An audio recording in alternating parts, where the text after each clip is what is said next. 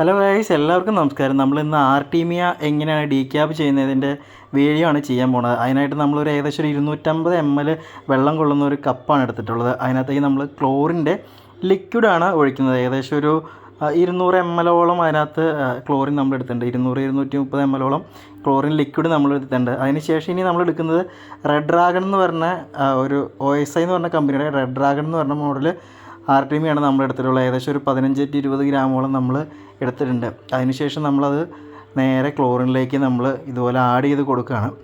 ഇനി ആഡ് ചെയ്തതിന് ശേഷം നമ്മൾ നല്ല രീതിയിൽ ഇത് നന്നായിട്ട് മിക്സ് ചെയ്ത് ഒരു സ്പൂൺ വെച്ച് ഇളക്കി കൊടുക്കുക എന്നുള്ളതാണ് അടുത്തത് ചെയ്യേണ്ടത്. നന്നായിട്ട് ഇളക്കുക.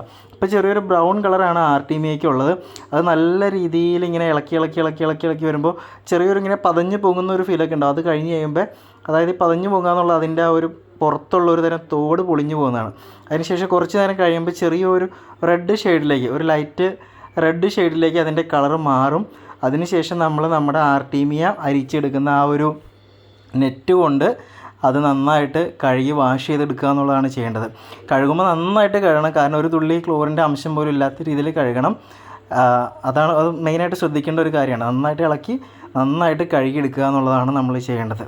അതിന് ശേഷം ഇനി ചെയ്യേണ്ടത് നോർമലി നമ്മൾ ചെയ്യുന്ന പോലെ നമ്മൾ ആ കുപ്പിയുടെ അടിയിൽ ആ ഒരു നമ്മുടെ ബോട്ടിൽ ക്യാപ്പ് ആഡ് ചെയ്ത് ആ ഒരു കുപ്പി എടുത്തതിന് ശേഷം അതിനകത്തേക്ക് നമ്മൾ നന്നായിട്ട് വാഷ് ചെയ്തെടുത്ത് നമ്മുടെ ആ ഡീക്യാപ്പ് ചെയ്ത ആർട്ടീമിയ ആ കുപ്പിയുടെ അകത്തേക്ക് ആക്കുക എന്നുള്ളതാണ്.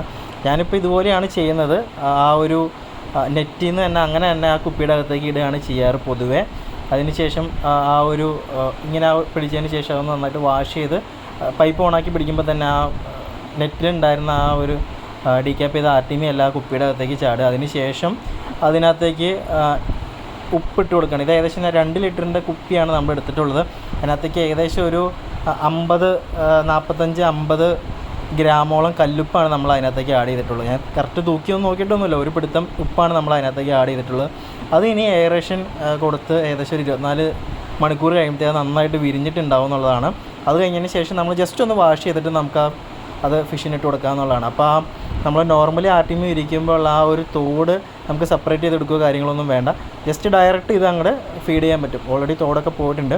അപ്പോൾ നമുക്ക് അങ്ങനെ ഒരു പണി കുറഞ്ഞ് കിട്ടും ഈ ഡീക്യാപ്പ് ചെയ്യുമ്പോൾ. അതുപോലെ തന്നെ 100% തന്നെ നമുക്ക് വിരിഞ്ഞും കിട്ടുകയും ചെയ്യും. നമുക്ക് അതിനകത്ത് ഒരു തരം വേസ്റ്റും നമുക്ക് പോകുന്നില്ല എന്നുള്ളതാണ്. അപ്പോൾ എല്ലാവർക്കും വീഡിയോ ഇഷ്ടപ്പെട്ടു എന്ന് കരുതുന്നു. ഇതുപോലെയുള്ള കൂടുതൽ വീഡിയോസിനായിട്ട് നമ്മുടെ പേജ് ഒന്ന് സബ്സ്ക്രൈബ് ചെയ്യുക, എല്ലാവരിലേക്കും ഷെയർ ചെയ്തെത്തിക്കുക.